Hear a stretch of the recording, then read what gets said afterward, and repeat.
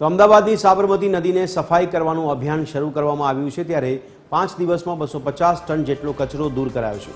નદીમાં અટલ બ્રિજની નીચે ખૂબ મોટા પ્રમાણમાં પથ્થરોનો પહાડ ઊભો થઈ ગયો છે। આ પથ્થરોનો પહાડ હાલ દૂર કરી શકાય એવી સ્થિતિ નથી, કારણ કે આ જગ્યામાં ખૂબ જ પાણી ભરાયેલું છે અને હજી સુધી ત્યાં નદી સુકાઈ નથી, જેથી આ કન્સ્ટ્રક્શન વેસ્ટનો ભાગ દૂર કરી શકાશે નહીં। સાબરમતી નદીમાં હાલમાં જેસીબી અને અન્ય મશીનરી ઉતરી શકે તેવી પરિસ્થિતિ નથી, જેને કારણે આગામી 3-4 દિવસ સુધી જો ગરમી વધારે રહેશે અને નદી સુકાશે તો મશીનરી ઉતારીને સફાઈ કરવામાં આવશે। અત્યારે વિવિધ સંસ્થાઓ અને કોર્પોરેશનના કર્મચારીઓ દ્વારા મેન પાવરથી જ નદીની સફાઈ કરવામાં આવી રહી છે। 15 મેથી સાબરમતી નદીનું સફાઈ અભિયાન શરૂ કરાયું છે, જે આગામી 5 જૂન સુધી ચાલવાનું છે, જેમાં અત્યારે હાલમાં વિવિધ સંસ્થાઓ, ધાર્મિક સંસ્થાઓ અને જનભાગીદારીની મદદ લઈને કોર્પોરેશન દ્વારા સફાઈ કરવામાં આવી છે, જેમાં અત્યાર સુધીમાં 251 ટન જેટલો કચરો સાફ કરવામાં આવ્યો છે અને 27,000 લોકોએ જેમાં ભાગ લીધો છે।